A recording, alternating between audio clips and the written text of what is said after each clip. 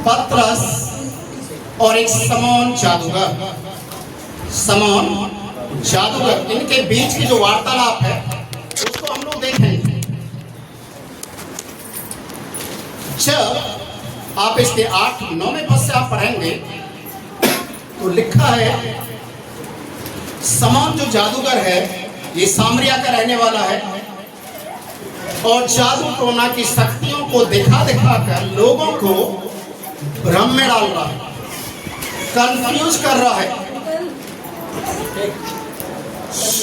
और जब इसने देखा कि फिलिप्पुस नाम का एक व्यक्ति जो यीशु का चेला है वो प्रार्थना कर रहा है, लोग चंगाई को पा रहे हैं, वो बोल रहा है, अद्भुत चमत्कार हो रहे। पर ये जादूगर कैसा कर रहा था? औना टोना फूस फास करते हुए, जैसा हम जानते हैं, किसी को ताबीज बांध दिया, किसी को गंडा बांध दिया, किसी को भभूत दे दिया, किसी को क्या कर दिया। और इस तरीके से पूरे सामरी नगर के अंदर इसे लोग ईश्वर की बहुत बड़ी शक्ति के रूप में देखते थे, मानते थे ये बहुत बड़ी शक्ति है। पर जब उसने देखा कि सामरी नगर के लोग जो सालों से इसके चंगुल में थे, सालों से लोगों को ये बेवकूफ बना रहा था, अब सामरी नगर के लोग प्रभु के वचन को जानना शुरू किया, चंगाई पाने लगे, छुटकारा पाने लगे। और ये चीज देखकर समौन जादूगर घबरा गया, कारण उसका बिजनेस खत्म हो गया, उसका जो रोजगार था वो खत्म हो गया। उसने क्या सोचा, अब लोग मेरे पास जादू टोने के लिए नहीं आएंगे, इसलिए उन्होंने एक दूसरे तरीके को अपनाया। और तरीका क्या है? क्यों ना मैं यीशु का चेला बन जाऊं, मैं भी बपतिस्मा ले लूं, लोगों को क्या मालूम चलेगा? लोग तो बाहर के रूप को ही देखते हैं, अंदर मन में क्या चल रहा है ये तो कौन जान सकता है? कौन जानता है? परमेश्वर।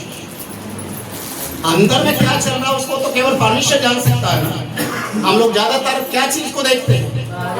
बाहरी तौर से अच्छा व्यक्ति है, अच्छे कपड़े पहनता है, अच्छी बातचीत करता है, इन चीजों को देखकर हम बाहरी रूप को देखकर तुरंत हम उसके विषय में अच्छा या बुरा बोलना शुरू कर देते हैं। पर यहां पर लिखा है, जादूगर समौन जब यीशु को विश्वास किया, बपतिस्मा लिया, विश्वासी लोगों की मंडली में ये शामिल हो गया, लोगों को ऐसा ही लग रहा था एक जादूगर यीशु में विश्वास करना शुरू कर दिया। एक जादूगर ने यीशु को अंगीकार कर लिया। लोग ताली बजा रहे हैं, गवाहियां दे रहे हैं, एक जादूगर यीशु के पास आ गया। पर अभी तक लोग उसकी सच्चाई को नहीं जान रहे। ऐसे बहुत सारे लोग हैं। कोई कहते हैं ये पहले चोर था, लड़ाई झगड़े करने वाला था, नशा करने वाला था, बहुत कुछ उल्टे सीधे करता था, अभी तो ये यीशु में आ गया, अब ये सुधर गया। कभी आप उससे पूछ कर देखिए, क्या वास्तव में आप सुधर गए हैं? आपने एक चीज को जो लोगों की नजरों में था, आपने उस काम को करना बंद कर दिया। अगर दारू पीने वाला दारू पीना बंद कर देता तो सुधरा नहीं है। सुधरना कब कहते हैं? जब मन का परिवर्तन हो। हालेलुया। मन का जब परिवर्तन हो तो समझ लीजिए कि वो सुधर गया है। मन के अंदर बहुत सारे विचार चल रहे हैं। बाहरी तौर से आप सुंदर से सफेद रंग के कपड़े पहनकर आप अपने आप को बिल्कुल स्वर्गदूत के माफिक दिखाई दे रहे हैं, कोई फायदा नहीं। और यहां पर समौन जादूगर ठीक वैसा ही काम को कर रहा है। जादूगरी छोड़ दिया, जादूगरी के सामान को जला दिया, विश्वासियों की मंडली में बैठ गया।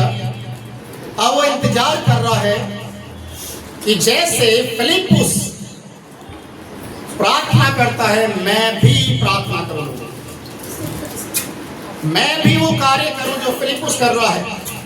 पर फिलिप्पुस किस लिए कर रहा है? प्रभु की महिमा के लिए, प्रभु के कार्य के लिए। पर शमौन जादूगर किस लिए करना चाहता है? अपनी महिमा के लिए। देखिए यही है फर्क कि जादू टोने की शक्तियों से पहले लोग मेरे पास आ रहे थे, अब यीशु के नाम से भी मेरे पास आए और मैं उनके ऊपर हाथ रखूं और लोग चंगे होने लग जाएं, फिर से लोग मेरे पैरों को छूने लग जाएं, फिर से चढ़ावा मेरे पैरों में चढ़ाना शुरू कर। प्रियो, यहां पर लिखा है उस समय का वो इंतजार करना शुरू कर दिया जब पतरस, इसके 17 पद को आप पढ़ेंगे, लिखा है जब पतरस उन लोगों के बीच में आया और उसने लोगों के लिए प्रार्थना करना शुरू किया, लोग पवित्र आत्मा को पाना शुरू कर दिए, आत्मा से भरना शुरू कर दिए। तो ये सारी चीजों को देखकर इस शमौन जादूगर को एक बात समझ में आ गया। क्या समझ में आ गया? अब वो समय आ गया, अब मैं क्या कर सकता हूं? इस अधिकार को, इस सामर्थ को अब मैं पा सकता हूं। कैसे? पैसों के द्वारा। कैसे? पैसों के द्वारा। प्रियो, आपको इस दुनिया के अंदर हर चीज पैसे से मिल जाएगी, हर चीज। पर एक चीज आपको पैसे से नहीं मिलेगी। Hallelujah, hallelujah.